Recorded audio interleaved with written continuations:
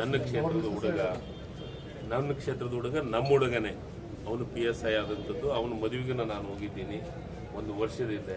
ಪಾಪ ಏನಾಗಿದೆ ನನಗೆ ಗೊತ್ತಿಲ್ಲ, ಬಟ್ ತನಿಖೆ ಆದತ್ನೇ ಎಲ್ಲದೂ ಹೊರಗೆ ಬರ್ತೈತೆ. ಅದ್ರ ಬಗ್ಗೆ ನನಗೂ ನೋವಿದೆ. ವರ್ಗಾವಣೆ ದಂಧೆ ನಡೀತಾ ಇದೆ, ಆ ಕಾರಣಕ್ಕಾಗಿ ವರ್ಗಾವಣೆ ದಂಧೆ ಒಂದು ಮಾಧ್ಯಮದೊಳಗ ಏನಂತ BP ಲೋ ಅಂತ ನೀವೇ, ಇನ್ನೊಂದೊಳಗ ಹಾರ್ಟ್ ಅಟ್ಯಾಕ್ ಅಂತಾನೆ ಒಂದು ಹೇಳ್ತಾ ಇದ್ದಾರೆ. ನೋಡಪ್ಪ ನೋಡಿ, ಈಗ ದಂಧೆ ನಡೀತಾ ಇದೆ ರಾಜ್ಯದಲ್ಲಿ ಅಂತ ಹಿಂದಿನ ಸರ್ಕಾರ ಅದನ್ನ ರಾಯರೆಡ್ಡಿ ಸಾಹೇಬ್ರಿಗೆ ಕೇಳೋದು ಒಳ್ಳೇದು ಅಲ್ಲ. ರಾಯರೆಡ್ಡಿ ಸಾಹೇಬ್ರ ಅಂತ ಹೇಳಿದ್ದೆ ಹೇಳ್ಬೇಕು ನಾನು.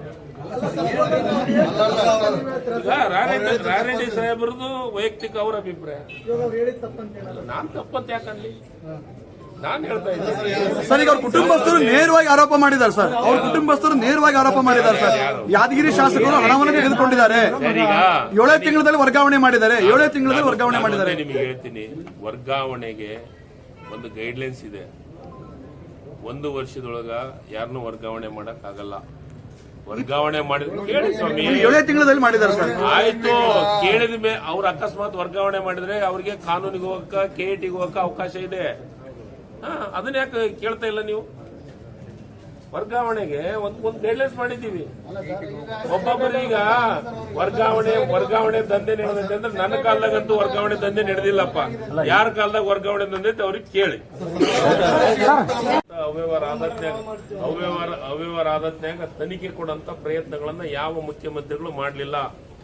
ಒಬ್ಬ ಈ ರಾಜ್ಯದ ಮುಖ್ಯಮಂತ್ರಿ ಆಗಿ ನಾವು ಆಗ್ರಹ ಮಾಡಿದ್ದಾಗಿದೆ.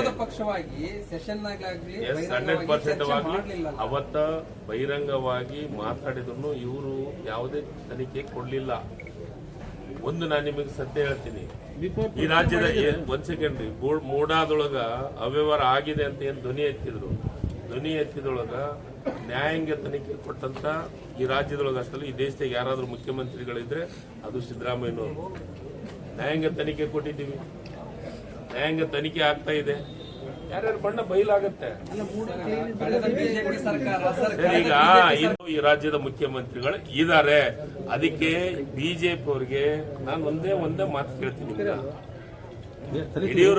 ಯಡಿಯೂರಪ್ಪನವರು ಆದಂತದ್ದು ಆಗತ್ತೆ ಮಾಡುತ್ತೆ ಅಂತ ಮಾತನ್ನ ಮಾಧ್ಯಮದೊಳಗೆ ನಾನು ಕೇಳ್ತಾ ಇದ್ದೀನಿ. ನಾನು ಹೇಳ್ತಾ ಇದ್ದೀನಿ, ಅಬ್ರಾಮ್ ಒಬ್ಬ RTA ಕಾರ್ಯಕರ್ತ ಮತ್ತು ಬ್ಲಾಕ್ ಮೇಲರ್ ನೇರವಾಗಿ ಆರೋಪ ಮಾಡ್ತಾ ಇದ್ದೀನಿ. ಯಾಕಂದ್ರೆ ಸುಪ್ರೀಂ ಕೋರ್ಟ್ನೊಳಗ ಈ ರೀತಿ ಆರೋಪನ ಮಾಡಿದ್ದಕ್ಕೆ ಸುಪ್ರೀಂ ಕೋರ್ಟ್ನೊಳಗ ಅವರಿಗೆ 20 ಲಕ್ಷ ರೂಪಾಯಿ ದಂಡ ಹಾಕಿದಂತ ಉದಾಹರಣೆಗಳು ಇದ್ದಾವೆ. ಅದನ್ನು ನಾವು ಮೆನ್ಷನ್ ಮಾಡಿದ್ವಿ ಕ್ಯಾಬಿನೆಟ್ ಒಳಗೆ.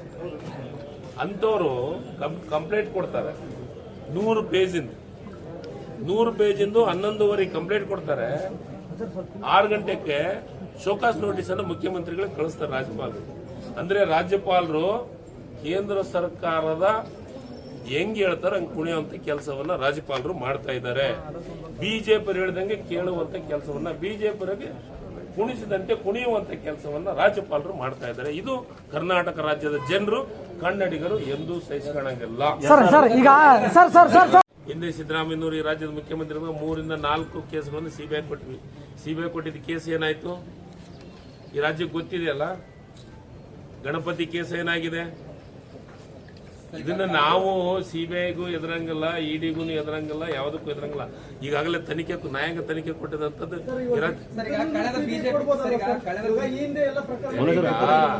ನ್ಯಾಯಾಂಗ ತನಿಖೆಗಿಂತ CBI ಬಾರಿನಾ?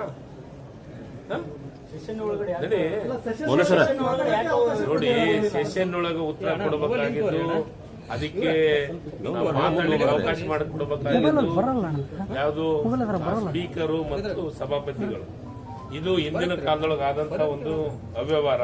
ಅದನ್ನ ಈ ಸದ್ಯ ಕೊಡಕ್ ಬರಲ್ಲ ಅಂತ ಅವರೇ ಬಹಳ ಸ್ಪಷ್ಟವಾದಂತಹ ಕ್ಲಾರಿಫಿಕೇಶನ್ ಕೊಟ್ಟಿದ್ದಾರೆ. ಕೇಳ್ತಾ ಇದ್ದೀವಿ, ಅದಕ್ಕೆ ಉತ್ತರ ಕೊಟ್ಟಂತ ಹೋಗ್ಲಿ ಅಂತ ನಾನು ಬಿಜೆಪಿ ಅವರಿಗೆ ವಿನಂತಿ. ಅಂಥವೆಲ್ಲ ಬೆಂಬಲ ಕೊಡಂತ ಪ್ರಶ್ನೆ ಬಂದಿಲ್ಲ. ನಾನು ಇವತ್ತು ಬಿಜೆಪಿ ಮಿತ್ರರಿಗೆ ಕೇಳ್ತೀನಿ. ಹಿಂದೆ ಇದೇನು ಬಸವರಾಜ ಬೊಮ್ಮಾಯಿ ಅವ್ರ ಕಾಲದೊಳಗೆ ಓವಿ ಅಭಿವೃದ್ಧಿ ನಿಗಮದೊಳಗ 60 ಕೋಟಿ 4 ಲಕ್ಷ ಭ್ರಷ್ಟಾಚಾರ ಆಯ್ತಲ್ಲ, ಯಾವುದಕ್ಕೆ ತನಿಖೆ ಕೊಟ್ಟಿದ್ದಾರೆ? ಯಾವ ತನಿಖೆ ಮಾಡಿ ಯಾರು ತಪ್ಪು ಮಾಡಿದ್ರೆ ಅವ್ರಿಗೆ ಶಿಕ್ಷೆಯನ್ನು ಕೊಟ್ಟಿದ್ದಾರೆ? ಇಂಥದ್ದು ಮಾಡಿಲ್ಲ. ಈಗ ಮೊನ್ನೆ ನಾವು ದೇವರಾಜ್ ಟರ್ಮಿನಲ್ ಒಳಗ 47 ಕೋಟಿ ಭ್ರಷ್ಟಾಚಾರ ಆಗಿದೆ. ಅಲ್ಲಿ ಅಧ್ಯಕ್ಷನ ಅರೆಸ್ಟ್ ಮಾಡಿದ್ದೀವಿ. ಅದ್ರ ಬಗ್ಗೆ ತುಟಿ ಪಿಟಕ್ಕೆ ಮಾತಾಡ್ತಾ ಇಲ್ಲ ವಿಜೇಂದ್ರ ಅವರು, ಬೊಮ್ಮಾಯಿ ಅವರು, ಆರ್ ಅಶೋಕ್ ಅವರು. 3 ಕೋಟಿ ನೇರವಾಗಿ ದೇವರಾಜ್ ಅರಸು ಅಧ್ಯಕ್ಷರು ಅಕೌಂಟಿಗೆ ಮನೆ ಕಟ್ಟಲಿಕ್ಕೆ, ತಮ್ಮ ಅರಮನೆ ಕಟ್ಟಲಿಕ್ಕೆ 3 ಕೋಟಿ ಹಾಕಿದ್ರು. ಅದ್ರ ಬಗ್ಗೆ ಮಾತಾಡ್ತಾ ಇಲ್ಲ. ಯಾವ ಮುಖ ಇಟ್ಕೊಂಡು ಬೆಂಗಳೂರಿಂದ ಮೈಸೂರಿಗೆ ಪಾದಯಾತ್ರೆಯನ್ನು ಮಾಡ್ತಾ ಇಲ್ಲ?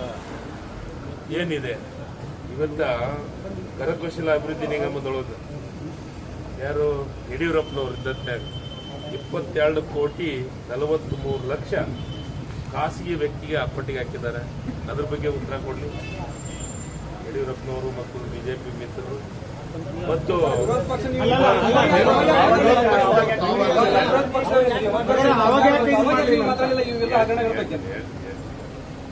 ಈಗ ಅದಕ್ಕೆ ಇವರು ತಮ್ಮ ಅವಧಿಯೊಳಗ ಆದಂತ ಹಗರಣಗಳಿಗೆ ತನಿಖೆ ಮಾಡಕ್ ಕೊಡಲಿಲ್ಲ. ಆದರೆ ನಾವು ವಾಲ್ಮೀಕಿ ನಿಗಮದೊಳಗೆ ಆಗಿದೆ ಅಂದ ತಕ್ಷಣ SIT ಕೊಟ್ಟಿದ್ದೀವಿ. SIT ಕೊಟ್ಟು ಯಾರು ತಪ್ಪು ಮಾಡಿದಂತ ಅಧಿಕಾರಿಗಳನ್ನ ಅರೆಸ್ಟ್ ಮಾಡಿದ್ದೀವಿ. ಯಾರು ಮುಖ್ಯಮಂತ್ರಿಗಳಿದ್ರೆ ಅವ್ರದ್ದು ರಾಜೀನಾಮೆಯನ್ನ ತಗೊಂಡಿದ್ದೀವಿ. ಅಧ್ಯಕ್ಷರನ್ನು ತನಿಖೆಯನ್ನ ಮಾಡಿಸ್ತಾ ಇದ್ದೀವಿ. ಎಲ್ಲ ನಾವು ಮಾಡಿದ್ದೀವಿ. ಆದರೆ ಬಿಜೆಪಿಯವರು ಅವಧಿ ಒಳಗಾದಂತ ಅವಾಗ ಅವ್ರು ಮಾಡಲಿಲ್ಲ. ನಾವು ಅದನ್ನು ಧ್ವನಿ ಎತ್ತಿದ್ರು, ಅದ್ರ ಬಗ್ಗೆ ಚರ್ಚೆ ಮಾಡಲಿಲ್ಲ. ಮೂಡಾಕು ಕೌಂಟರು, ವಾಲ್ಮೀಕಿ ಕೌಂಟರು ಅನ್ನೋದಕ್ಕಿಂತ ಇವರು ನಾನು ಎಷ್ಟು ಸಾಕ್ಷ್ಯಗಳು ಅಂತ ಕೇಳ್ತಾ ಇದ್ದಲ್ಲ, ಅವ್ರ ಅವಧಿಯೊಳಗಾದಂತ ಎಷ್ಟು ಕನಿಷ್ಠ 15ರಿಂದ 17 ಅವ್ಯವಹಾರಗಳಾಗಿದ್ದಾವೆ. ಅವಕ್ಕೆ ತನಿಖೆಗೆ ಈಗಾಗಲೇ ಕೊಟ್ಟಿದ್ದೀವಿ. ಅದನ್ನ ಇವ್ರದ್ದು ಬಣ್ಣವನ್ನ ಬಯಲು ಮಾಡುವಂತ ಕೆಲಸವನ್ನ ಮಾಡ್ತೀವಿ.